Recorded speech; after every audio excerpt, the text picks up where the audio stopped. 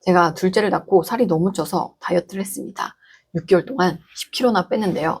사실은 제가 살을 뺐는데 완전 다른 사람이 됐다는 거예요. 짜증이 줄었고 머리가 아프고 손발이 차고 어지럽던 증상, 그리고 맨날 피곤해서 무기력했던 증상이 좋아졌다는 겁니다. 신경과 의사이면서도 어지럽고 머리 아픈 환자 오면 그 정도는 나도 아픈데 이렇게 생각한 적도 있었거든요. 그런데 제가 진짜 제 몸이 건강해지고 나니까 이런 생각을 하게 된 거죠. 사람의 건강은 진료실에서 만들어지는 게 아니고 개인의 삶, 일상에서 이루어지는 거라는 거를 정말 제가 뼈저리게 느낀 겁니다. 그래서 기능의학이라는 걸 새로 공부하게 됐고 이렇게 유튜브도 하고 있거든요. 유튜브를 보고 저한테 진료 보러 오시는 분들이 종종 있으세요. 그럴 때마다 제가 얘기합니다. 진료실에서 제가 도와드릴 수 있는 게 별로 없어서 유튜브를 하는 거라고, 일단 유튜브에서 말씀드린 내용들을 다 하신 후에 그래도 변화가 없으면 오셔라, 이렇게 말씀을 드리거든요. 그러면 뭐부터 해야 되냐 이렇게 많이 물어보시겠죠. 저는 잘 먹고 잘 자는 것, 그 중에서도 잘 먹는 걸 먼저 잘 챙겨보셔야 된다라고 말씀드립니다. 왜냐면 제가 살이 안 빠지고 어지럽고 머리가 아프고 이랬던 것도 다 결국 같은 원인이었기 때문에 살을 빼면서 모든 게 좋아진 거거든요. 그 원인은 바로 영양결핍입니다. 제가 영양결핍이라고 하면 환자분들 되게 어이없어 하시거든요. 자기 항상 잘 먹는다. 근데 무슨 영양결핍이냐? 그럼 뭘 먹냐고 여쭤봐요. 보통 비슷합니다. 그냥 집밥 먹는다. 외식도 안 하고 안 좋은 거 안 먹는다. 집밥을 뭘 먹냐 물어보면 밥에 밑반찬, 보통 그렇게 드시고 국 이렇게 끓여 드신다고 해요. 고기는 잘 안 먹습니다. 아니면 잘 먹는다고 해도 일주일에 한두 번 먹으면 많이 먹는다고 생각하시더라고요. 얼마 전에 한 분은 진짜 자기는 단백질 잘 챙겨 먹는다고 하셨는데 여쭤보니까 하루에 계란 2개, 그리고 고기 한 손바닥만큼 하게, 그리고 두부 반목 이 정도 드신대요. 제가 계산해 보니까 하루에 50g 정도 돼요. 그러면 그분 기준으로는 필요한 요구량의 한 6, 70% 정도밖에 되지 않더라고요. 거기다가 비타민, 미네랄 우리가 제대로 잘 못 먹는 경우들이 많거든요. 단백질과 비타민, 미네랄이 부족하면 우리 몸은 영양결핍이 될 수밖에 없습니다. 우리가 뭘 먹어서 그게 흡수돼서 세포까지 들어가서 미토콘드리아라는 에너지 공장이 있죠. 거기서 에너지를 만들어내는 과정에 이 효소라는 게 필요하고 조효소가 필요합니다. 에너지를 만들어내는 데는 단백질과 이 필수 미량 영양소들이 있어야만이 먹은 걸 에너지로 만드는 과정이 원활하게 이루어지는 거거든요. 그게 안 되면 어떻게 되겠어요? 먹어도 에너지를 만들지 못하면 그게 바로 영양결핍의 상태인 겁니다. 에너지 결핍인 거죠. 그런데 이런 게 반복되다 보면 시간이 쌓일수록 영양결핍의 정도가 기하급수적으로 올라가요. 왜냐하면 뼈가 에너지가 부족하면 그 기능을 제대로 하지 못하게 됐죠. 장이 기능을 못하면 영양 흡수가 안 되고요. 위의 기능이 떨어지면 위산 분비가 안 되고요. 그러면은 먹어도 단백질 흡수가 안 되고, 그래서 어르신들이 그렇게 고기는 먹고 싶어도 소화가 안 돼서 못 먹는다고 하는 것도 비슷한 원리입니다. 소화 기능이 떨어지니까요. 우리가 애초에 먹는 단백질과 미량 영양도 적었는데 그것 때문에 에너지 공장도 잘 안 들어가고 장 기능도 떨어지고, 그러다 보면 먹은 게 흡수도 잘 안 되고 에너지 전원도 잘 안 되는 거예요. 그럼 3단계 모두에서 뭔가 결핍, 그리고 이 영양결핍의 효과는 시간이 갈수록 계속 축적되고 기능이 떨어지는 것들이 더 많아질수록 내 몸은 더 이제 허덕허덕하게 되는 것이죠.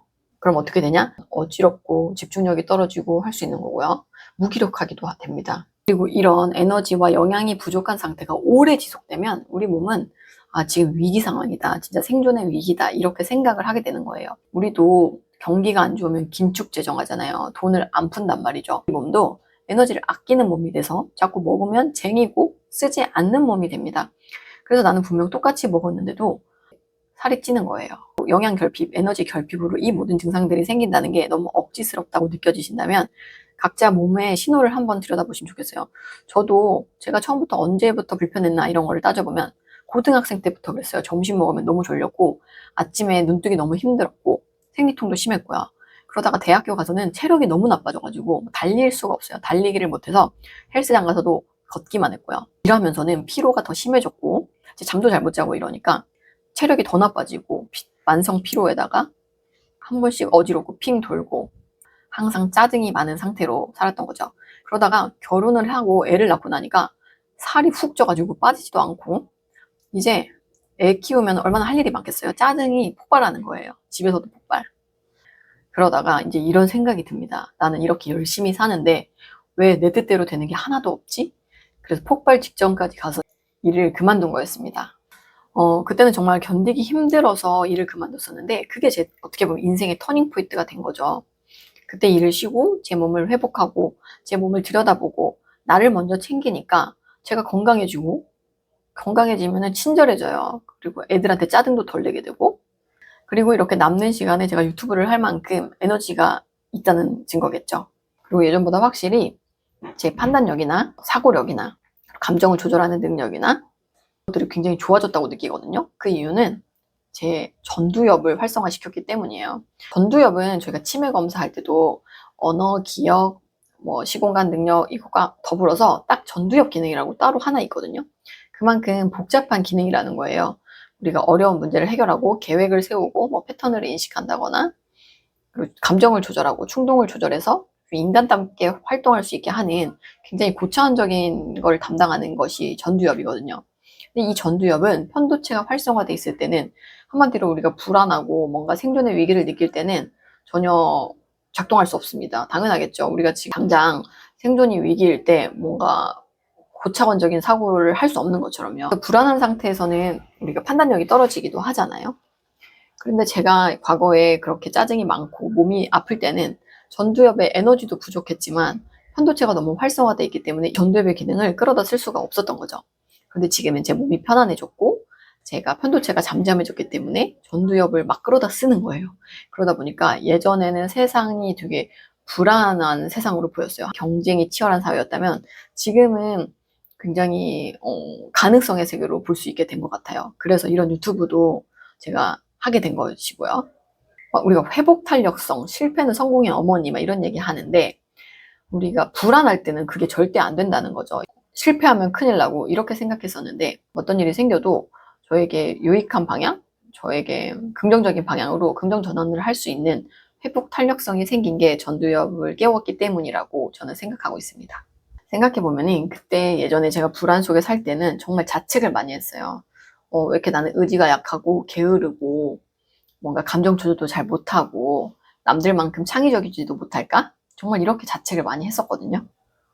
근데 환자분들도 그렇더라고요. 제 구독자분들 중에도 그렇고, 자신이 의지가 없어서 너무 게을러서 살을 못 빼는 거다 이렇게 생각하시는 분들이 많은데, 저는 의지가 없거나 게으른 게 아니라 몸에 지금 필요한 에너지가 부족하기 때문이라고 말씀을 드려요. 그러니까 우리 자동차가 연료가 없을 때 너 왜 이렇게 게으르냐고 하지 않는 것처럼, 우리도 지금 연료가 부족하고 에너지가 새서 에너지가 만들어지지 않아서 지금 이렇게 힘들고 무기력한데, 그것을 자꾸 내 탓을 하고 있는 거죠. 어떻게 보면은 내 몸이 에너지를 아끼는 거는 나를 지키려고 한 거거든요. 영양이 부족하고 에너지가 부족하니까 오히려 에너지를 더 아껴서 보호하려다가 이렇게 내가 살이 찐 거란 말이에요. 그렇기 때문에 이거를 내 탓을 할 게 아니라, 지금 내 몸에 연료가 부족한지, 아니면 그게 어디서 새나가고 있는지, 흡수가 안 되고 있는지, 공장이 멈췄는지, 이런 거를 들여다봐야 된다는 거죠. 우리는 그런 증상들이나 신호가 왔을 때 그거를 들여다보지 못하고 자책을 하거나, 아니면 머리가 아프면 두통약을 먹고, 어지러우면 멀미약을 먹고, 피곤하면 커피를 계속 때려 먹고, 살이 안 빠지면 식욕 억제제를 먹거나 하고, 이런 식으로 하다 보니 정작 내 몸에 필요한 걸 채워주지 않으면 어떻게 되겠어요? 당연히 반작용이 생기는 거죠. 요요가 오거나, 이제 커피는 한 잔으로 안 돼서 네 잔까지 마신다거나 이렇게 가는 겁니다. 그래서 저는 되게 어지러운 환자나 머리 아픈 환자나 손발 저림 환자나 무기력한 환자나 살이 안 빠지는 거나 다 거의 같은 문제가 있다고 생각해요. 영양 결핍 혹은 에너지 결핍, 이것들이 잘 되고 있는지부터 확인하는 게, 약들을 먹거나 남들이 좋다고 하는 걸 하기 전에 그걸 먼저 들여다봐야 된다. 그리고 나에게 이런 증상들이 어떻게 차곡차곡 쌓이기 시작했는지를 봐야 내가 지금 뭘부터 해야 될지를 좀 알 수 있다라는 말씀을 드리고 싶었고, 무엇보다 몸이 여기저기 불편한 분들이 내가 게으르거나 의지가 없어서 그렇다 이렇게 자책을 하지 않으셨으면 하는 마음이 있습니다. 사실 작년에 제가 처음 유튜브를 할 때만 해도 우리가 몰라서, 정보가 없어서 이렇게 실천이 안 되는 게 아닐까 이런 생각을 했었는데, 이미 좋은 정보도 너무 많고 AI 때문에 사실 정보는 이제 제일 싼 게 됐다고 하잖아요. 그래서 오히려 정보가 많으니까 다 아는데 내가 못해서 내가 문제구나라고, 자기만 안 된다고 자책하는 분들이 더 많다는 생각도 들었습니다. 방법을 모를 때는 몰라서 안 한다 할 수 있는데, 아는데도 못하는 건 왠지 내 잘못인 것 같거든요. 저는 그게 아니라 정보보다 더 중요한 거는 지금 내 몸이 왜 이렇게 됐을지 그 시계열을 따라서 나의 역사와 이야기를 풀어내는 과정이 필요하다고 생각이 들었어요. 그 이야기를 알아야 자기를 탓하지 않고 나를 있는 그대로 받아들일 수 있고요. 그리고 그 신호들을 보면 지금 나에게 뭐가 부족해서 내 몸에 어떤 게 먼저 필요한지 이런 거를 알 수 있지 않을까 싶더라고요. 그래서 제가 한동안 영상을 올리지 못했습니다. 왜냐면 제가 만드는 영상이 또 하나의 정답처럼 느껴져서 또 다른 부담이 되지 않을까 이런 생각도 들었거든요. 그리고 이제는 어떤 게 좋다 이런 거보다 지금 내 몸의 이야기를 듣는 게 제일 먼저겠구나 이런 생각이 들어서 뭔가 정보를 더 만들어 내놓는 것이 조금 주저하게 됐던 것 같습니다. 그 중요한 거는 정보가 아니라 내 몸이 하는 이야기이고 내 몸이 그동안 말해왔던 그 신호들을 연결해서 읽는 거라고 생각해요. 제가 고등학생 때로 거슬러 가서 제 몸을 역사를 한번 되짚어 봤던 것처럼요. 여러분들도 한번 그 신호들을 한번 연결해서 내 이야기를 정리를 해보셨으면 좋겠고요. 또 제가 우리 몸의 지금 신호를 어떻게 해석해 볼 수 있는지 내 몸을 들여다보는 가벼운 도구를 하나 만들었습니다. 이건 기능학 도서인 질병은 없다라는 책에 나오는 자가 체크리스트가 있거든요. 그 내용을 바탕으로 내 몸의 신호들을 체크해서 내 몸에서 지금 가장 시급한 시스템이 무엇인지 6가지로 나뉘어 있거든요.